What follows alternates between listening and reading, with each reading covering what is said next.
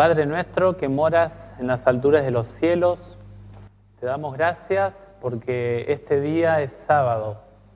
Gracias porque es tu día santo, el cual tú has bendecido, has santificado y has reposado. Gracias porque podemos ver a nuestros seres amados, a nuestros hermanos. Gracias porque nos permites haber pasado una semana más. Y te pedimos, Señor, que nos acompañes ahora en este culto. Que por favor podamos abrir tu palabra y comprenderla en profundidad. Pedimos, Señor Jesús, que nos perdones de todos nuestros errores, de nuestras faltas, y que nos hagas aptos para el cielo. En el nombre de Jesús, amén. Amén. Para cada uno de ustedes, buenos días. ¿Cómo les va? ¿Cómo andan? ¿Con frío? Ya están acostumbrados, ¿no? Más o menos. ¿No? Bueno, con mi esposa estamos adaptándonos acá a Neuquén, al clima, a la gran ciudad, capital. Así que disfrutando de la ciudad de ustedes. Una característica que tiene acá Neuquén es que es muy limpia. Una característica que tiene Neuquén es que es muy limpia, muy ordenada, a pesar de que es ciudad capital. Ese es un detalle que nos gusta con Nisi y es digno de destacar. Queridos hermanos, gracias por la oportunidad de poder dejarme este espacio para predicar.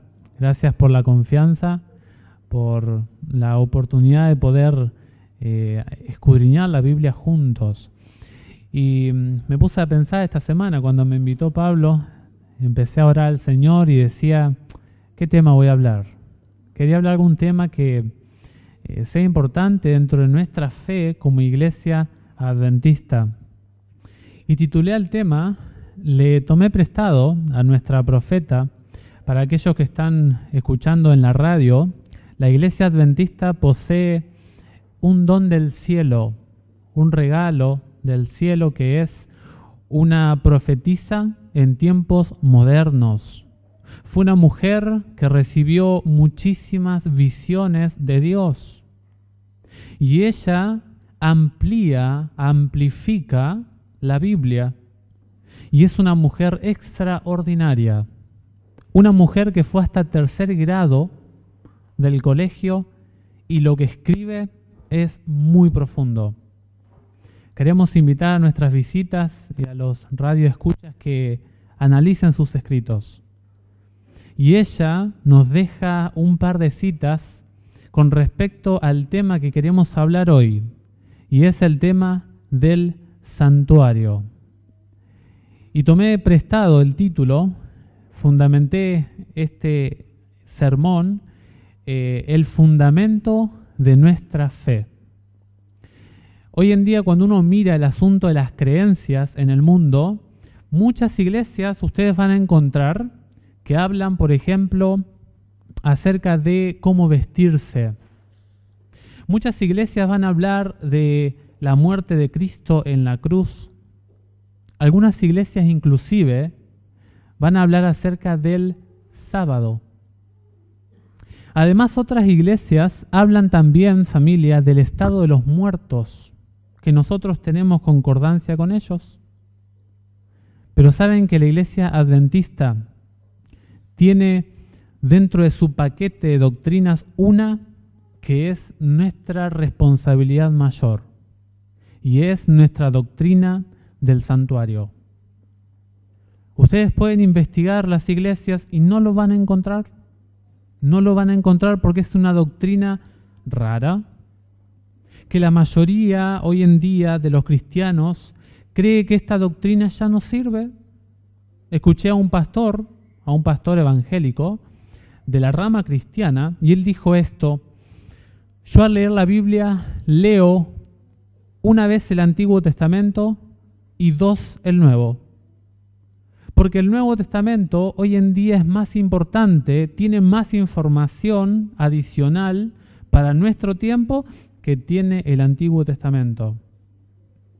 Pero saben que el Nuevo Testamento no se puede entender sin comprender la doctrina del santuario. Le quiero leer un par de citas de nuestra profeta. Miren lo que dice ella. en Cristo en su santuario, en la página número 7, ella hace esta declaración: la comprensión correcta de la ministración del santuario celestial es el fundamento de nuestra fe. La comprensión correcta de todo lo que se hace dentro del santuario celestial a la luz del santuario terrenal es la base de la fe de la Iglesia Adventista del Séptimo Día. Por lo tanto, con esta declaración se nos exige como adventistas que escudriñemos, que analicemos y que manejemos muy bien el contenido del santuario. Miren los peligros que vendrán. En el futuro se levantarán engaños de todas clases y queremos terreno sólido para el cual colocar nuestros pies. En la cita anterior, ella dice que el fundamento de nuestra fe, la base sólida de nuestra fe es el santuario. Y ella dice, como vendrán tiempos difíciles, críticos, con respecto a las creencias de nuestra fe, necesitamos estar bien parados. Queremos pilares sólidos para el edificio. No deberíamos quitar ni un solo puntal de lo que el Señor ha establecido. El enemigo introducirá falsas teorías tales como la doctrina de que no hay un santuario. Hagan un trabajo en la semana. Busquen predicadores que hablen del santuario y busquen los comentarios de la gente. Se van a encontrar con una ensalada de ideas. Pero la más concreta que uno descubre cuando lee los distintos comentarios, en conclusión, resumiendo, es una ficción el santuario. No existe. No sirve para nada. Eso es para allá, el pueblo judío y nada más. Ese es el común denominador de los cristianos de hoy en día. No me crean, busquen y van a ver de que esta cita es verdad. El pueblo de Dios, esta porción de esta cita se encuentra en el libro del Evangelismo, la página 166. Dice, el pueblo de Dios debe tener sus ojos fijos ahora en el santuario celestial. ¿Dónde debemos tener los ojos fijos puestos en este tiempo nosotros? En el santuario celestial. Mi querido hermano, si usted y yo no están mirando al santuario celestial, escucha a nuestra profeta. Es hora. El pueblo de Dios debe poner sus ojos en el santuario celestial. Y dice esta cita, donde se está realizando el servicio final de nuestro gran sumo sacerdote en la obra del juicio, donde Él está intercediendo por su pueblo. El pueblo de Dios debe buscar en el santuario donde se encuentra Jesús. Resumiendo un poquito el santuario se divide en 4 compartimientos. Generalmente pensamos que son 3, pero son 4. El primero de ellos es el campamento. Dentro del santuario hay diferentes muebles y afuera se encuentra el pueblo que, mirando los símbolos de esos muebles, encuentra las funciones múltiples de Jesús en el plan de la salvación. El pueblo de Israel, al escuchar la palabra santuario, se imaginaba, allí está mi salvación. Debo ir allí a buscar solución. Miro a mi Salvador bajo los símbolos. Y cuando vino Jesús en el Nuevo Testamento, se cerró la etapa del santuario terrenal y se abrió la etapa del santuario celestial. La segunda parte del santuario es el atrio. es la parte que no tiene techo, que en el atrio se contenían 2 muebles. Estaba el altar del sacrificio y luego un poquito más hacia adelante, si nos vamos hacia el oeste, estaba el lavacro. El tercer compartimento, la tercera división del santuario terrenal es el lugar santo. ¿Saben que el lugar santo era el doble de ancho que el lugar santísimo? En el lugar santo teníamos 3 muebles, ¿se los acuerdan? Teníamos el candelabro al sur, a la izquierda. Teníamos a la derecha la mesa de los panes, que tenía 2 divisiones la mesa. Arriba estaban los 12 panes de la proposición, de la presencia de Dios, y abajo estaba una jarra de jugo de uva sin fermentar, representando allí la Santa Cena. Y luego en la parte del frente, casi ya entrando al lugar santísimo, se encontraba el altar de incienso. Y nos vamos al cuarto departamento del santuario, que este es un lugar sublime, un mueble solamente, tremendo mueble. Se encontraba en este mueble algo sumamente sagrado. En realidad había 3 cosas.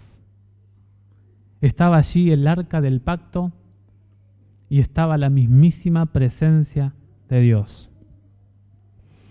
El centro del santuario es descubrir qué nos enseña el santuario acerca de Jesús. El santuario, familia, nos pinta diferentes imágenes, nos ilustra comportamientos, acciones que hace Cristo por nosotros en favor de nuestra salvación.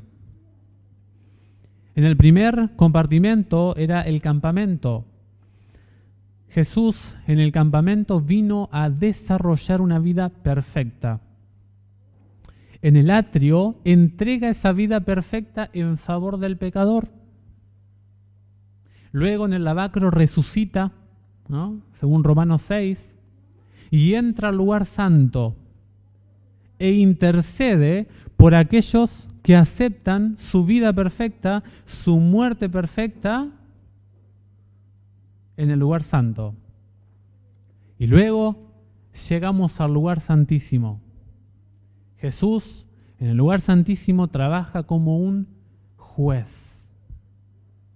El juez perfecto que decide el destino de cada persona que ha llegado al santuario. Y cuando la persona elige bien en el lugar santísimo, se incluye a esa persona en el reino de Dios. Vamos a hablar un poquito más del primer segmento del santuario. El Cordero perfecto en el campamento. Acompáñenme al Evangelio de Juan. Juan, el capítulo 1. Juan, el capítulo 1. Y vamos a leer el versículo 14. Juan, capítulo 1 y el versículo 14.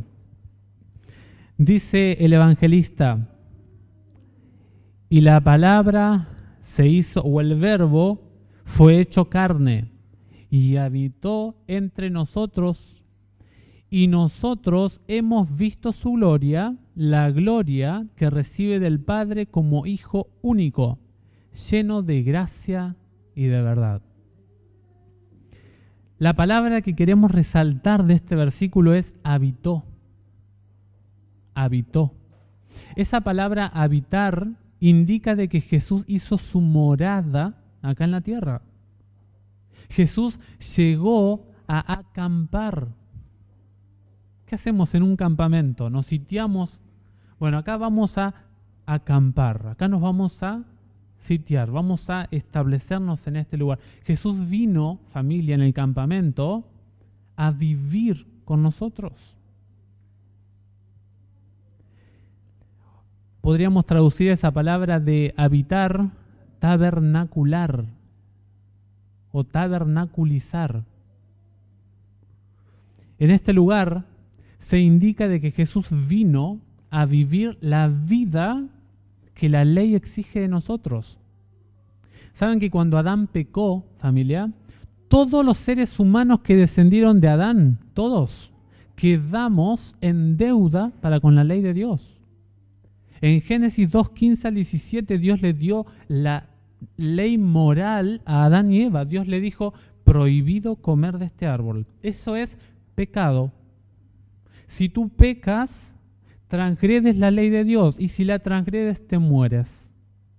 Cuando Adán y Eva cedieron al pecado, toda la raza humana, la ley lo miraba a la raza humana y decía, estos se mueren.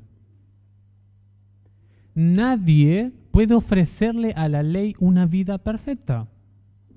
La Biblia dice que todos hemos pecado. Nosotros necesitábamos un rescate de afuera. Por eso alguien vino de afuera a habitar en lugar nuestro. Porque nuestro habitar, nuestro vivir, nuestra morada en este mundo ya estaba infectada por el pecado. Necesitábamos a alguien que sea un extraterrestre. ¿Sí? Necesitábamos a alguien que venga de afuera y nos diga, yo les doy lo que ustedes no tienen. Y Jesús por 33 años desarrolló una vida perfecta con respecto a la ley.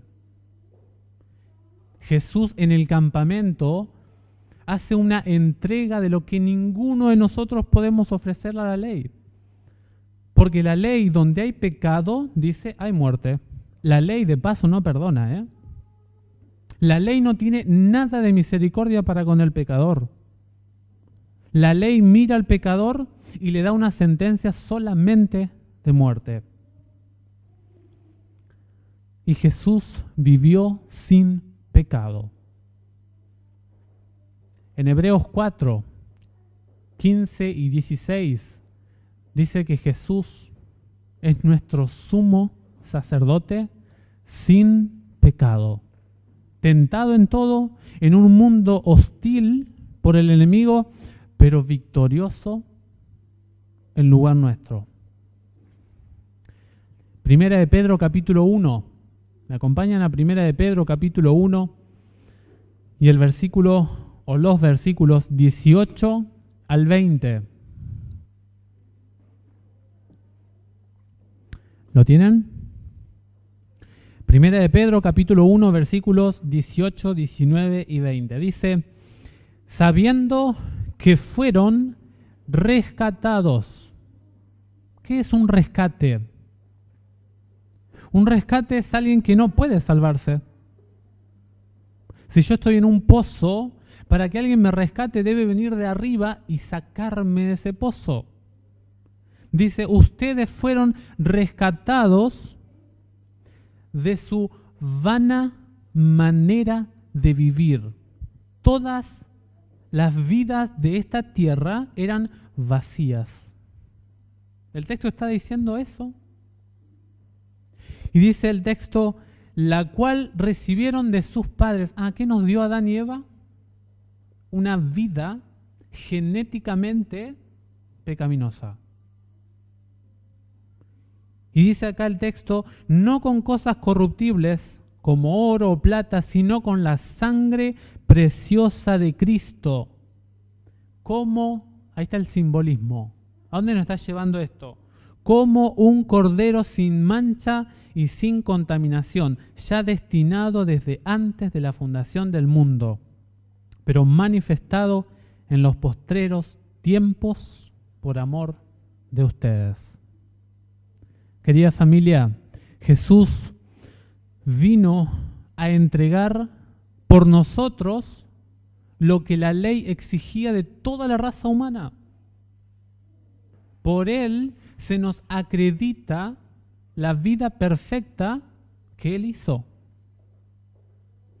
Y cuando Jesús llegó al final de su ministerio, vemos en el atrio, el segundo compartimento, vemos la función de Jesús como el que entrega su vida por nosotros. Saben, familia, que en el atrio no solamente nosotros necesitábamos que Jesús viviese una vida perfecta. No solamente yo necesitaba que se me dé la vida perfecta que Jesús vivió más de 30 años, sino que además, si Jesús vivía esa vida perfecta y se iba al cielo, nos perdíamos todos, porque el que está en pecado debe morir. No solamente que Jesús debía acreditarnos la vida perfecta, sino que además debía pagar la muerte que nosotros debíamos tener. Y Jesús así lo hizo. Jesús llega al atrio, en el lugar, en el santuario, y entrega su vida por la raza humana. Y le dice a la ley, ley, ya he vivido la vida que tú exiges. Perfecto, dice la ley. Falta la muerte. Y Jesús llega a su momento de angustia y dice, Padre, si existe otra posibilidad, por favor, aleja de mí esta copa. Y se escucha el silencio de Dios el Padre. Dice, no hay otra manera. O mueres o se pierde la raza humana. Y Jesús hace su entrega. Este es el punto central de las creencias hoy en día. Si hay un punto que se destaca en las creencias cristianas en los tiempos actuales, es lo que hizo Jesús en la cruz. Y allí se quedan los cristianos hoy en día. Pero el plan de la salvación sigue, avanza, es más amplio que solamente Jesús en la cruz. Les hago una pregunta. ¿Por cuántas personas murió Cristo? Es decir, ¿a cuántas personas alcanza el sacrificio que hizo Cristo? Muy bien. Acá nuestro hermano Luis, ¿verdad? Nuestro hermano Luis dice que alcanza para toda la humanidad. Y eso es lo que dice la Biblia. La Biblia dice que la muerte de Jesús alcanza para todos los pecadores que han pecado, que pecan y que van a pecar. El sacrificio de Cristo es suficiente para todos los seres humanos que estamos aquí en la tierra con nuestra tendencia pecaminosa. Acompáñenme a Primera de Juan. Primera de Juan, el capítulo 2. Y el versículo 2. Hablando de Jesús, dice el texto, Él es la víctima propiciatoria por nuestros pecados, y no solo por los nuestros, sino también por los del mundo entero. Jesús, familia, en el atrio hace provisión para toda la raza humana aquí en la tierra. Él hace una entrega para todos los seres humanos que quieren estar a cuentas espiritualmente con la ley del gobierno de Dios. Y el texto que me aprendí por primera vez, el más famoso de la Biblia, ¿cuál es? Porque ¿qué ha dado? ¿Para qué? ¿Para que algunos o todo? Todos. Toda la raza humana puede acceder a esta sustitución de muerte. Ahora la pregunta es, ¿todos se van a salvar? Mucha gente dice, entonces estamos todos salvos y ya. No. Yo no he dicho que todos se van a salvar. Yo he dicho que Jesús hizo provisión para todo el mundo. Para que todo el mundo se salve, entramos ahora al lugar santo del santuario. Jesús en el campamento vive una vida perfecta, que yo no tengo y que nadie tiene en este mundo. luego de vivirla, la ley dice, una parte del plan de salvación se ejecutó. Ahora sigue la siguiente. Y la siguiente es que debes morir de manera horrenda en la cruz. Y ahora Jesús en el lavacro resucita. Y en Apocalipsis 4 y 5 tenemos la llegada de Cristo al cielo. Saben que allí en Apocalipsis 4 no aparece Jesús ni los ángeles. Léanlo después en su casa. Pero hay uno que está sentado en el trono, hay 4 seres vivientes y están los 24 ancianos. Y están esperando al guerrero victorioso. Y dice la Biblia que mientras tanto en la tierra se rasga el velo, ¿no?, en dos, de arriba hacia abajo, y el ministerio terrenal de Cristo culminó acá en la tierra.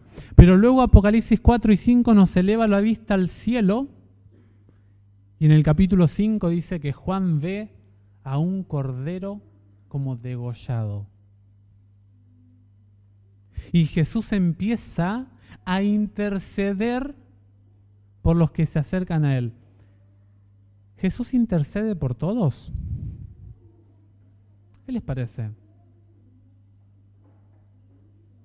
¿Qué piensan? ¿Jesús en el lugar santo actúa en favor de toda la humanidad? ¿Qué les parece? Vamos a leerlo. Vamos a Hebreos. Hebreos, el capítulo 7.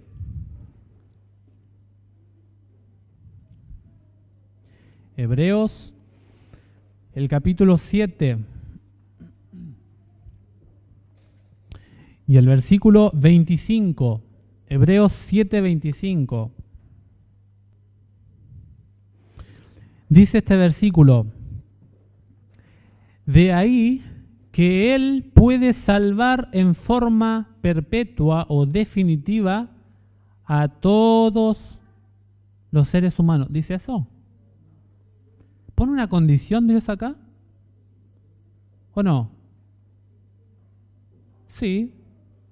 Porque dice que Cristo intercede de manera perpetua por todos los que se allegan a Él. O sea que si yo no me acerco al lugar santo, no hay solución para mi vida pecaminosa.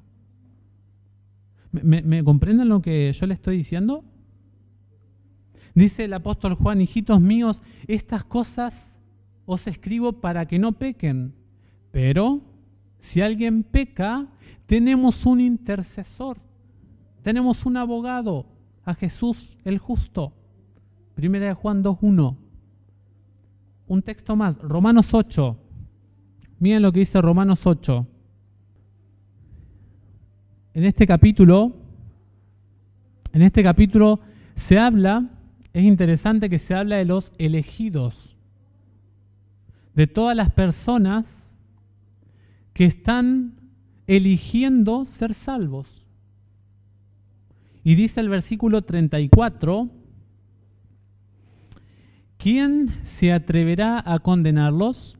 ¿Será acaso Jesucristo el que murió, más aún el que resucitó y está a la derecha de Dios e intercede por todos? ¿Dice así?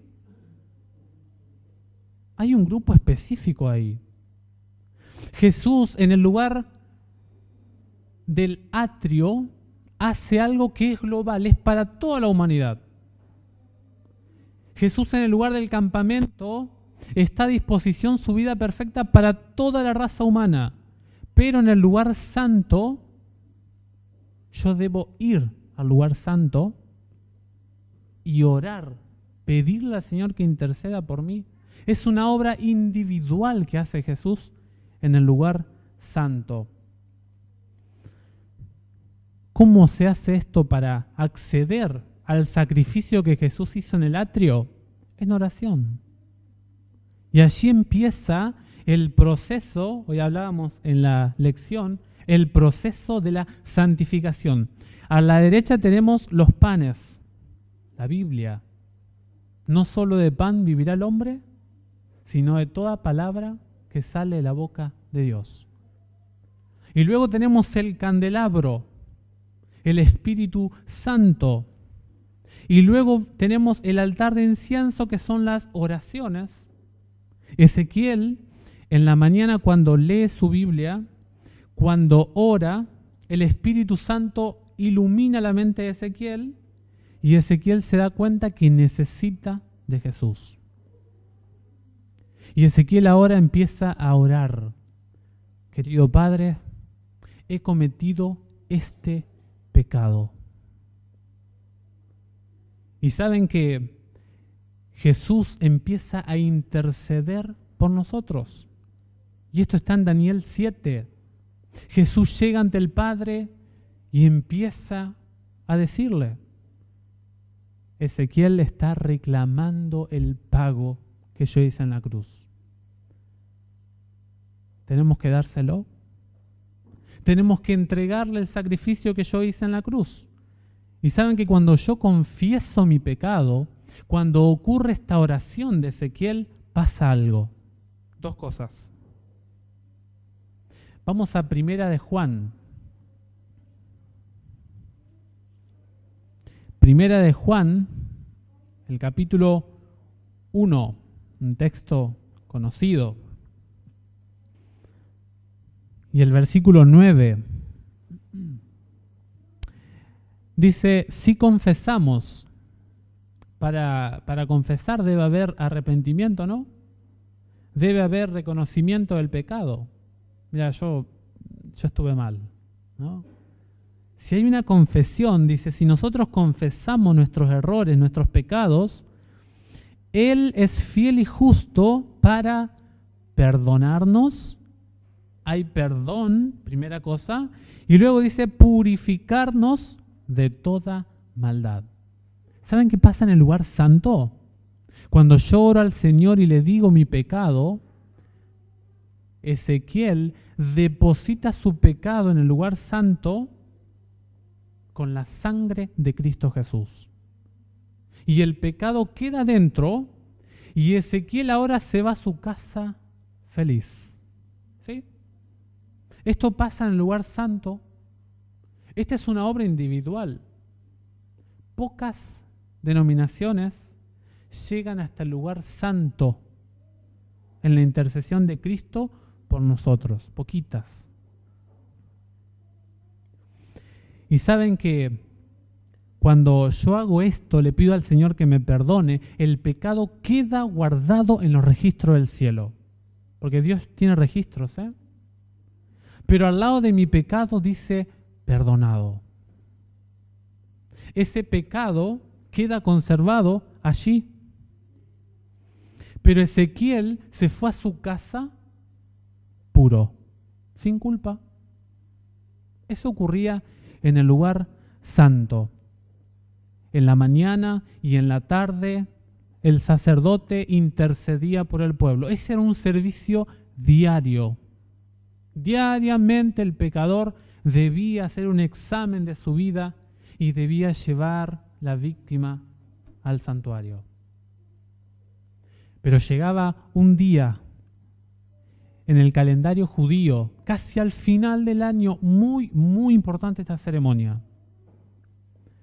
Y ahí pasamos al lugar santísimo. Llegaba una tarea de parte del sumo sacerdote. Una vez entraba al lugar santísimo, una vez al año. Esa fecha era anunciada. 10 días antes se tocaba las trompetas, la fiesta de las trompetas. Y se anunciaba el día de expiación. Prepárate, decía Dios al pueblo. Limpien sus vestiduras. Pónganse a cuenta con el Señor. Este día es sumamente importante. El santuario estaba lleno de pecado. El pueblo entrega por medio de la víctima el pecado al sumo sacerdote y el sumo sacerdote lo lleva al lugar santo. Y luego pasaba en ese día del día de la expiación, de la purificación del santuario, ocurría la limpieza del santuario. El pecado contamina, ¿eh? ¿Y qué tiene que hacer ahora Dios? Dios tiene que purificar el lugar santísimo. No se va a quedar ahí con los pecados para siempre, Dios, no. En el lugar santísimo, familia, lo que ocurre es que ahora Jesús intercede para saber ahora qué pecado queda con Ezequiel y qué pecado no queda con Ezequiel. Jesús acá actúa como un juez perfecto. Define la situación de que si Ezequiel va a ingresar o no al reino de Dios. Miren lo que dice Juan capítulo 5. Juan, el capítulo 5. Y el versículo 22. Este es un texto que usamos en los estudios bíblicos. Y algunos dicen, no, el Padre es el juez. Pero este texto nos deja muy en claro esto. Dice, porque el Padre no juzga a nadie.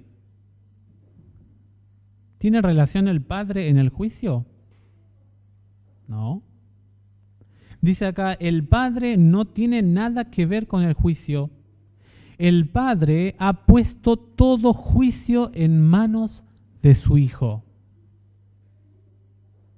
Querida familia, si nosotros queremos realmente estar a cuentas con Dios, necesitamos de este juez. Necesitamos de que Jesús interceda en nuestro caso. Y saben, Hechos 17 lo confirma.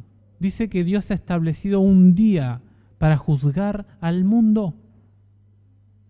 Hechos 17:31 dice que lo hace por medio del varón que ha resucitado a los muertos, Cristo Jesús. Jesús es el juez. El Padre juzga a través del Hijo. Es como en la creación. Ahí está la armonía de la familia de Dios. Dios el Padre fue el que edificó el plan de la creación, pero Jesús fue el que hizo de manera concreta, construyó nuestro mundo. Es decir, que hay una unidad entre Dios el Padre y Dios el Hijo y el Espíritu Santo en el santuario, en el lugar santísimo. Y el apóstol Pablo dice que es necesario que todos nos presentemos delante del tribunal ¿de quién? De Cristo. 2 Corintios 5:10. Es una necesidad. Y saben que cuando uno va en oración pidiéndole al Señor que limpie nuestra vida, está Satanás acusándonos. ¿Sí? Y eso está en Zacarías 3. Saben, Josué llega ante Dios y está por un lado el ángel acusador, el rebelde Satanás, y Josué está con ropas sucias. Las ropas sucias en la Biblia hacen alusión a carga de pecaminosidad. Y saben que el ángel rebelde, Satanás, dice, este es mío, está sucio, está pecaminoso, me pertenece. Pero por el otro lado sale Cristo y dice, rápido, cambien las vestiduras, pónganle mi manto de justicia sobre él. ¿Saben que eso es lo que ocurre en el lugar santísimo? Cada persona que se acerca a Cristo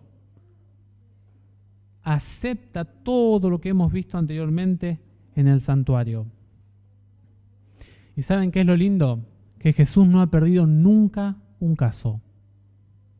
Hay total seguridad en confiar en Cristo Jesús.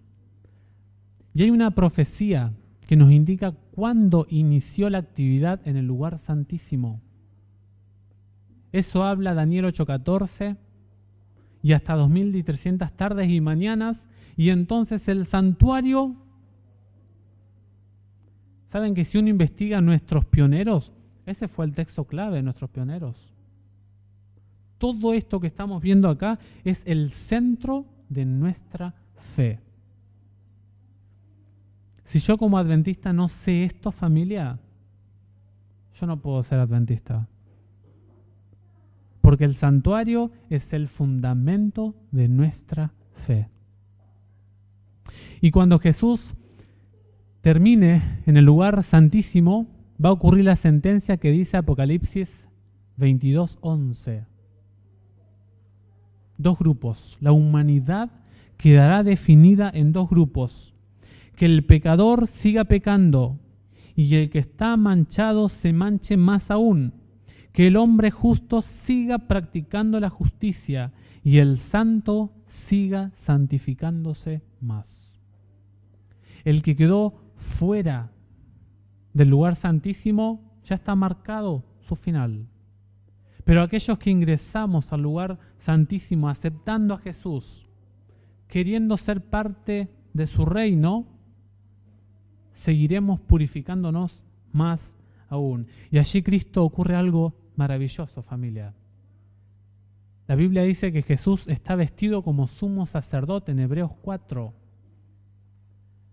Y en Apocalipsis 19:16 dice que viene como Rey de Reyes y Señor de Señores. Jesús se saca las vestiduras de sumo sacerdote y ahora se pone las vestiduras reales. Y la Biblia dice que ya en el santuario no puede entrar más nadie. Acabó la actividad de intercesión de Cristo en el santuario celestial. Apocalipsis 15:8. Nadie pudo entrar más al templo. Y allí ocurrirá que los hijos de Dios aquí en la tierra tendremos que vivir sin intercesor. Muchos se asustan. Cuando era chiquitito, yo escuchaba a mi mamá, ¿saben? Mi mamá me decía, yo no quiero estar en el tiempo de angustia. Yo quisiera ir al descanso, me dice mi mamá. ¿Saben que no hay ningún temor en el tiempo de angustia? ¿Saben por qué? Todos los hijos de Dios ya están purificados. Tendremos que vivir de manera santa. Ya debemos haber vencido el pecado para este tiempo. Y ni un solo hijo de Dios morirá en este tiempo de angustia. Ni uno. Porque ya Jesús tiene los de su reino. Y dice Daniel, y los hijos del Altísimo heredarán el reino. Jesús viene por segunda vez. Viene con voz de arcángel, con trompeta de Dios, con toda la gloria. Y viene acá a la tierra a buscar a los suyos. Y se los lleva al cielo por 1000 años. ¿Saben qué ocurre en el milenio? Es impresionante. El milenio está en Apocalipsis 20. En el versículo 4 se identifican quiénes van a estar en el milenio. Dice, y vi, dice Juan, fueron puestos tronos y vi a los que estaban siendo sacrificados por la palabra de Dios y el testimonio de Jesús y se habían opuesto a la bestia, al dragón, al falso profeta. Ahí están los justos en el juicio. Van a corroborar lo que Jesús y los ángeles hicieron en el juicio investigador, en el lugar santísimo. Y luego vuelven aquí a la tierra. La tercera venida de Jesús en la Nueva Jerusalén con todos los salvos, todos los ángeles, aquí a este mundo. Y dice la Biblia que se sitúa la ciudad de Dios y que ocurre la segunda resurrección. Y saben que allí se muestran los registros. Dios guarda registros. No porque Él se olvide de las cosas. El juicio, familia, no está hecho para Dios. Dios sabe todas las cosas. El juicio tiene el propósito, ¿saben de qué? De convencer las mentes del universo. El único omnisciente es Dios. Dios sí sabe todos los pecados que cometió Ezequiel en su mente, en su vida, que nadie conoce. Pero los seres angelicales no saben. Y además de eso, Satanás acusa. Entonces Dios guarda un registro para decirle a Satanás, es cierto que Ezequiel pecó, pero él entró al santuario y pidió perdón. Y está ahí al lado, perdonado con sangre. Y cuando resucitan ahí, después del milenio, resucitan los malos, Dios muestra los libros y los impíos miran y no ven su nombre en el libro de la vida. Y dicen, estamos perdidos. Y tratan de combatir contra el engañador, Satanás, porque dice Apocalipsis 20, 7, que suben en la anchura de la tierra, dice, conquistemos la ciudad. Y se dan cuenta que los ha engañado. Y allí dice la Biblia que Dios, con mucho dolor, destruye el pecado, raíz y rama, para siempre. Y luego viene el mundo nuevo. ¿Cómo está nuestra vida con respecto al santuario? ¿Estamos siendo conscientes de los tiempos en los cuales vivimos? ¿Saben, familia? En el día de la expiación, en el pueblo de Israel, ahora lo que Cristo está haciendo, la persona que no se arrepentía, que no abandonaba el pecado, que no odiaba el pecado, que no confesaba su pecado, era erradicado del pueblo para siempre. ¿Sí? No pertenecía más al pueblo de Dios. Nosotros como adventistas, les digo honestamente, si ustedes le explican esto a una persona fuera, no lo va a entender. No lo va a entender. Tenemos la responsabilidad nosotros como adventistas de contar a la gente estas cosas. El plan de la salvación es mucho más amplio que solamente Cristo en la cruz. Queremos un pueblo que esté confesando sus pecados. Necesitamos, hermanos de iglesia, que seamos conscientes en los tiempos en los cuales vivimos. Que Dios nos ayude de corazón para que podamos entregarnos en este momento al Señor. Se está definiendo nuestra vida eterna. Que el Señor nos ayude a estar del lado correcto. Oremos. Querido Padre Celestial, que moras en el cielo, te damos muchísimas gracias por tu santuario. Gracias porque en el santuario encontramos a Jesús trabajando, intercediendo por nosotros. Gracias por luchar por nuestra salvación, Señor. Gracias por haber mandado a Jesús. Gracias porque hoy podemos decir, hecho está, solo depende de nosotros. Queremos rogarte por nuestros hermanos, por los oyentes, que podamos estar en armonía con los tiempos del cielo. Te pedimos, oh Dios, que podamos estar purificándonos cada día más. Ayúdanos a ser parte de tu reino, a decir aquel día, este es nuestro Dios, hemos esperado y Él nos libertará. Pedimos esto en el nombre de Cristo Jesús. Amén.